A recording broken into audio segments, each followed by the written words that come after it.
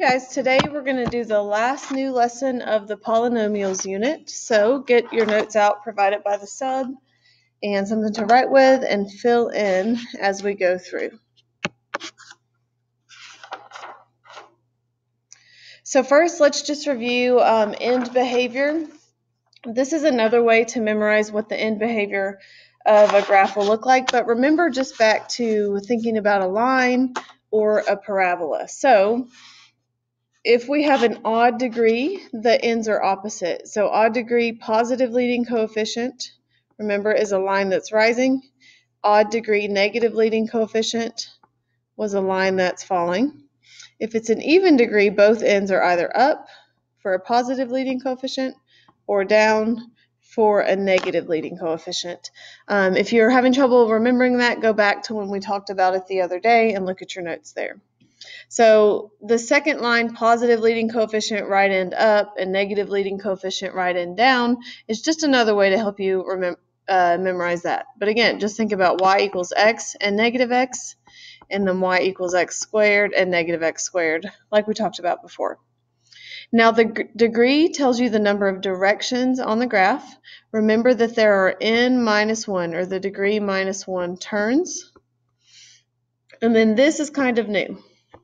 So if you have a single root, it's going to cut straight through the x-axis.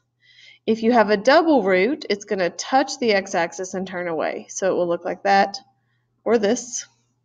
And then if you have a triple root, it's going to slide over and through the x-axis. So exaggerate this slide so that I can tell you know that it's a triple root instead of a single root.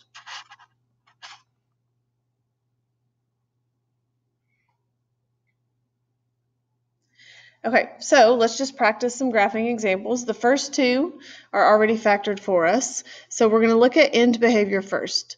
The degree of number 1 is going to be 3, 4, 5, 6, 7. So my degree is 7. My leading coefficient is negative 3. So odd degree, negative leading coefficient, think about a line that's falling, is going to look like that.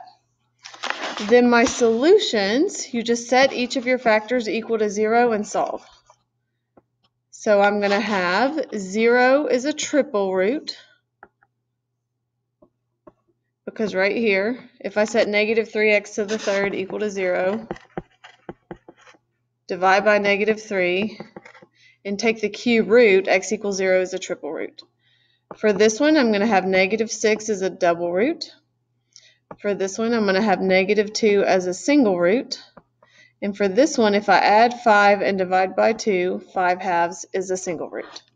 So now that we have the end behavior and we have our solutions, we can graph this on a coordinate plane. So first thing I want you to do is put a dot where your solutions are. So at negative 6,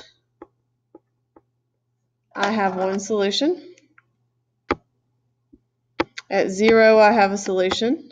At negative 2, I have a solution. And then at 5 halves, I have a solution. Then do your end behavior. So we said this will be going up on the left, down on the right. Then pay attention to what type of solution it is. Negative 6 is a double root, so I'm going to hit that root and turn away. Negative 2 is a single root, so it's going to go straight through. Let me do that again. So negative 6 was a double. Negative 2 is a single. 0 is a triple root, so slide through 0. And then 5 halves is a single root. So make sure your end behavior is what you said it would be from the beginning.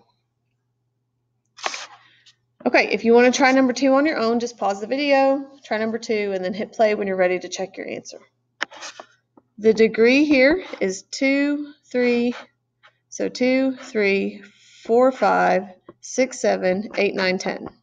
So the degree is even. The leading coefficient is positive 1/2, so I know the end behavior will look like this. Then my solutions are 0, double.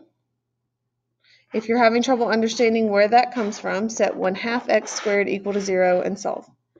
Then negative 5 single, 1 double, 4 double, and 7 triple. So I'm going to draw my graph, and I need to go to -5 and +7. And then I have solutions at -5, 0, 1, 4, and 7. I know that the end behavior is up, so it should end this way. -5 is a single root, so it's going to cut through -5. 0 is a double root, so it will touch 0 and turn away. 1 is also a double root. 4 is also a double root. And then 7 is a triple root, so exaggerate that slide through 7.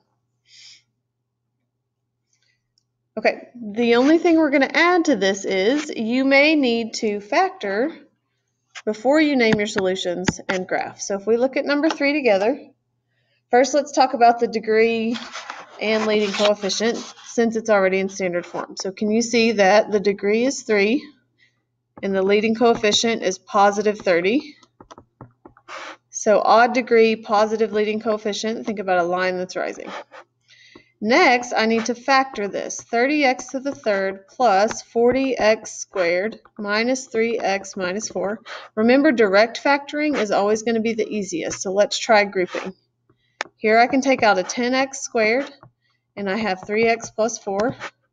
Here I can take out a -1, and I have 3x plus 4. So 3x plus 4 times 10x squared minus 1 is factored form, which means my solutions are going to be a little bit messy. So it should be pretty clear from the first set of parentheses that x equals -4/3 is one single root, -4/3. If you can't tell what this one's going to be, set 10x squared minus 1 equal to 0 and solve. Can you see that if I add 1 and divide by 10, I'm going to have x squared equals 1/10.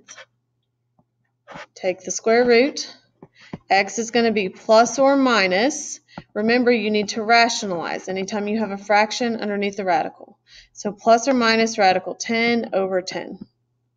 So my solutions are, let's come up here, -4/3, which sometimes it makes more sense to make these decimals if we are graphing. So I have -1.3, and then the square root of 10 divided by 10 is 0.316. So I have +0.32 and -0.32.